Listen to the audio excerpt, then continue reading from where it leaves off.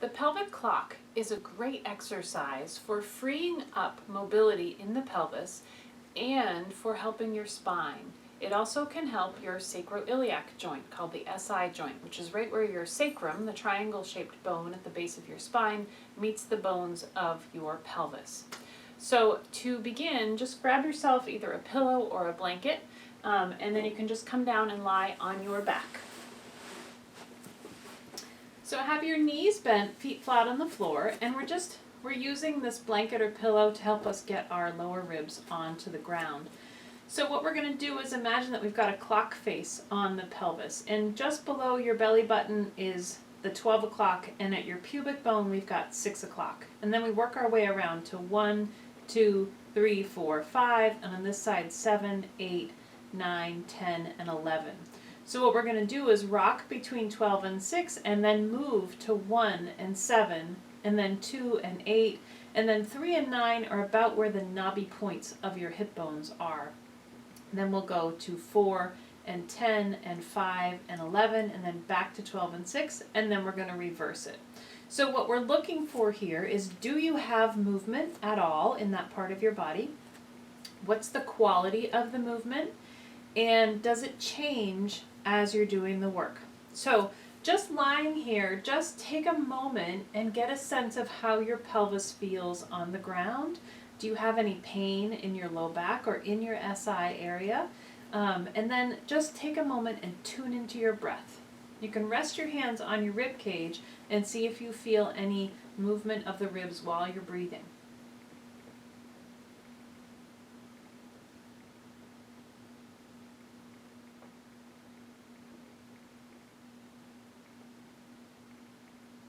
So to begin, take a nice breath in, and as you exhale, you're going to tuck your pelvis a little bit so that the low back rounds. We're moving towards 12, and then move towards 6.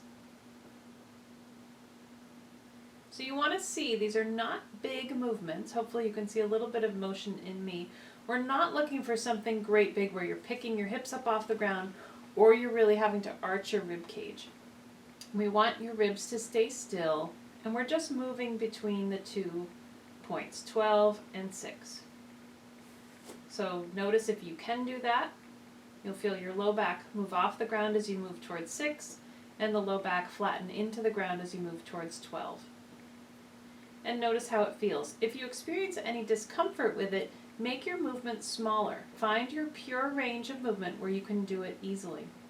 Then pause, and let's move to 1 o'clock and 7 o'clock. So you're going to kind of rock side to side a little bit. Again, these are small motions. Just noticing what you feel in the low back. What's the quality of the movement? We're just probably doing 4 or 5 tilts in each direction. So now from the 1 o'clock and 8 o'clock we're going to go, or 7 o'clock, we're going to go to 2 o'clock and 8 o'clock. And see if you can move, sort of tipping side to side a little bit.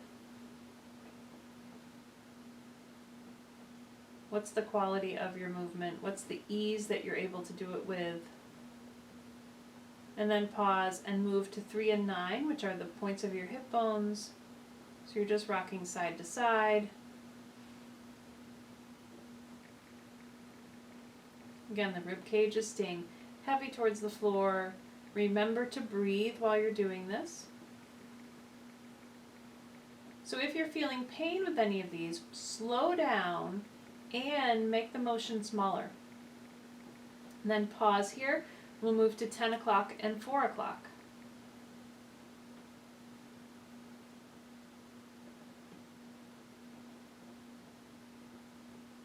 See if you can coordinate breath and movement so you're inhaling in one direction and exhaling in the other. And then pause and move to 11 and 5.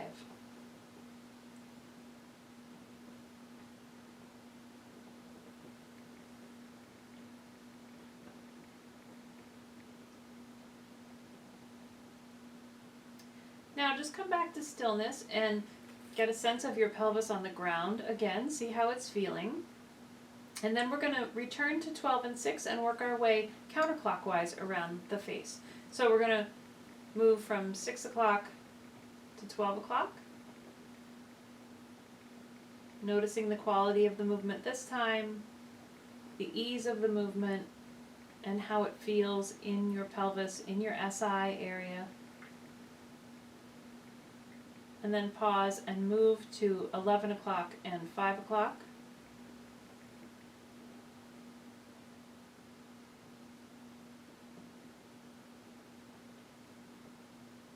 So I know for me, if I'm trying to tilt too far in one of these directions, particularly towards the 5 o'clock, that's where I can get a little bit of squunching going on in my SI on that side. So if you find that for yourself anywhere in any of these, make them smaller and make them slower. And then pause there. Let's move to 10 and 4.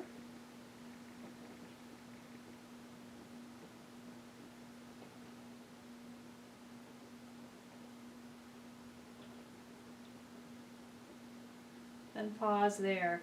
Move to 9 and 3.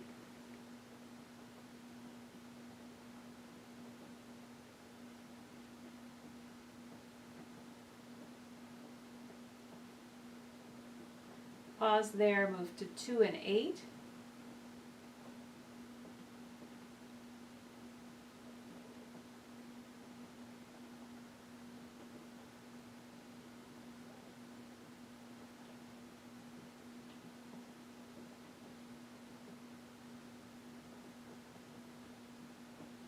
Pause there and move to 7 and 1. Now it's easy to go fast through these and you're just sort of tilting and tilting, but when you slow down, you'll notice that it's more challenging maybe to make the movement fluid. So you have to figure out what has to let go and how can your breath facilitate that to make these motions as smooth as possible. And then one more time, let's do 12 and 6. So I call this the pelvic clock. You could call it three-dimensional pelvic tilting, whatever works for you. And then just rest here and notice how your pelvis comes in contact with the ground. You might have noticed when you began that maybe one side felt heavier than the other. See if they feel equal now. And just see what the sensations are that you feel. You may have woken up some parts that were a little bit dormant, but you shouldn't be feeling any pain with this. If you did, you went a little too far on some of the tilts. So try this out and see if you can gain a little bit more mobility and ease in the motion of your pelvis. Enjoy!